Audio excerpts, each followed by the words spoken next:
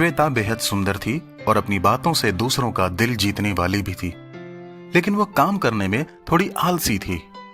अपनी पढ़ाई पूरी करके उसे कंपनी में अच्छी जॉब मिल गई, लेकिन किसी भी काम को खुद ना करके वो अपने से नीचे वाले कर्मचारियों से काम करवाती थी।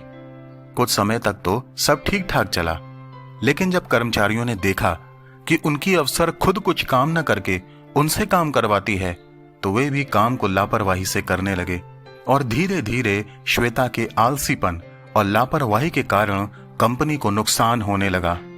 कंपनी के मालिक को जब इसका पता चला तो उन्होंने श्वेता को बुलाया और उसको समझाया। उन्होंने कहा, श्वेता, जब किसी को काम दिया जाता है तो यह परख लिया जाता है कि वह व्यक्ति काम करने के काबिल है कि नहीं। फिर काम देने वाले को भी उस काम की पूरी जानकारी होनी चाहिए, क्योंकि तभी तो वह सही व्यक्ति को काम देने का निर्णय ले पाएगा। उसके बाद उस काम की पूरी जानकारी उस कर्मचारी को देनी है जिसे तुम काम सौंपने जा रही हो, और इस बात का भी ध्यान रखना है कि तुम्हारी और जिसे तुमने काम सौंपा है दोनों की सोच एक जैसी होनी चाहिए।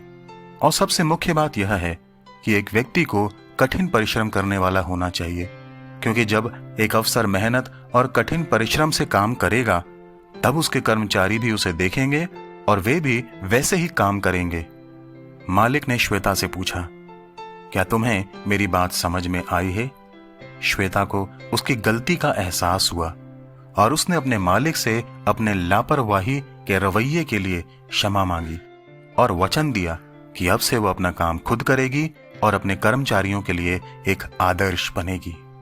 मित्रों, बाइबल में भी हम मेहनत करने के विषय में बहुत सी शिक्षाओं को पाते हैं, जिनमें से एक बाइबल की सबोपदेशक नामक पुस्तक के 9 अध्याय के 10 पद में मिलती है। यहाँ लिखा है, जो काम तुझे मिले उसे अपनी शक्ति भर करना।